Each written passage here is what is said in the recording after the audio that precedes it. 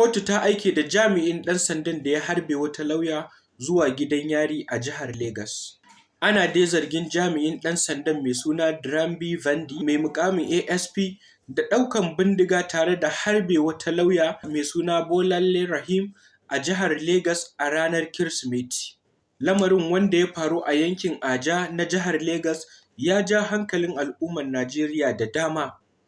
wanda tuni hukumar 'yan sanda ta Najeriya ta dakatar da Drambi daga bakin aikinsa,